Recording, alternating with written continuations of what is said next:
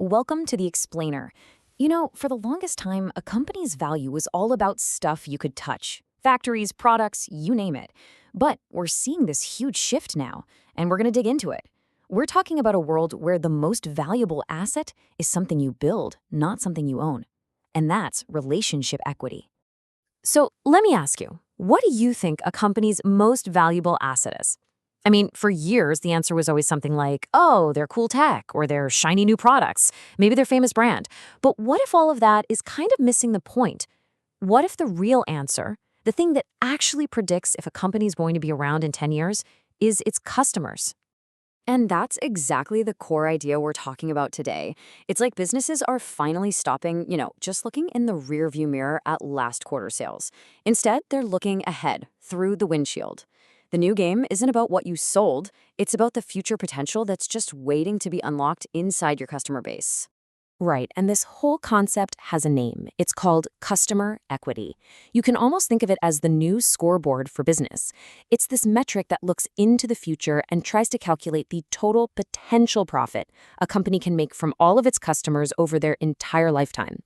So yeah, it's not about what's already in the cash register, it's all about what's coming. Okay, so let's get into the nitty-gritty. To really wrap our heads around customer equity, we gotta break it down into its three main parts. Yep, the whole thing is built on just three pillars, and each one gets at a different reason why we, you and me, choose to buy something. And maybe even more importantly, why we decide to stick around. Now, this is where it gets really interesting, because this table pretty much maps out how our own brains work when we're shopping. First up, you've got value equity. That's your logical side, right? It's all about the hard facts: price, quality, convenience. Then there's brand equity. This one's all about feelings. It's subjective, emotional, how the brand's image or its ethics makes you feel. And then finally, we get to relationship equity. This is all about the personal connection, that bond you have with a business, which gets built up through things like loyalty programs or when they give you some special treatment. Look, don't get me wrong, a good price and a cool brand are super important. They're the foundation. But for the rest of our time here, we're going to zero in on that third one, relationship equity. Why?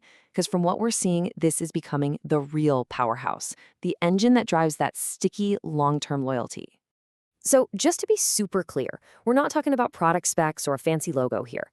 This is purely about that personal gut feeling of connection a customer has with the company. It's that stickiness factor, the thing that makes it really hard to switch, even when some competitor dangles a slightly better deal in front of you.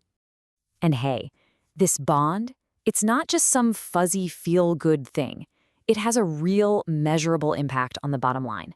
It's pretty simple, really. The stronger that connection is, the longer a customer is going to stick with you. And that, in turn, boosts their lifetime value, which pumps up the whole company's value. It's a straight line from feeling to finance. Okay, so if this relationship stuff is so valuable, how in the world do companies actually do it? How do they turn a good vibe into a cold, hard asset? Well, it turns out there is a playbook. There are basically 5 key levers that companies can pull. And these are real, concrete strategies. In fact, you've probably seen them all in action.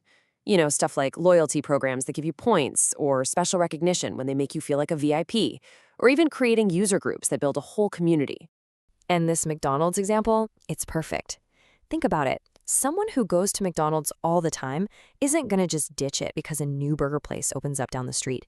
And why not? It's not just about the Big Mac. It's the habit, right? It's easy. You know what you're going to get. That loyalty built up over tons and tons of little visits. That's relationship equity right there. All right, so we know the how. Now for the fun part, the payoff. Let's see how all this loyalty actually turns into profit and real long-term value.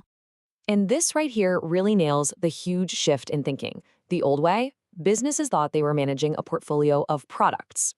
How many widgets can we sell? The new way, the winning strategy, is to see it as managing a portfolio of customers. The question becomes, how can we keep these people happy and loyal? It's a total game changer. Oh, and this diagram just lays it all out so perfectly. Check out the flow here. You see on the left, the company is putting effort into those retention things we just talked about, the 5 levers. Think of that as the engine.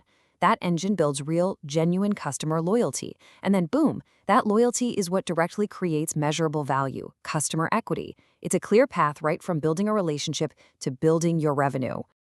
So, when you boil it all down, the formula for success in business today is actually pretty simple, but it's incredibly powerful. Strong relationships, they make loyal customers. And loyal customers, well, they're worth more over their lifetime. You add up all of those lifetime values, and that's it. That's your company's real value. That's your customer equity. So, let's leave you with a question to chew on. Think about the brands that you are loyal to, the ones you go back to again and again. Is it really, truly just because their product is the best, or have they earned it some other way? Maybe through great service, or a loyalty program, or just by making you feel like you matter. My bet is they've been working on building your relationship equity this whole time, whether you realize it or not.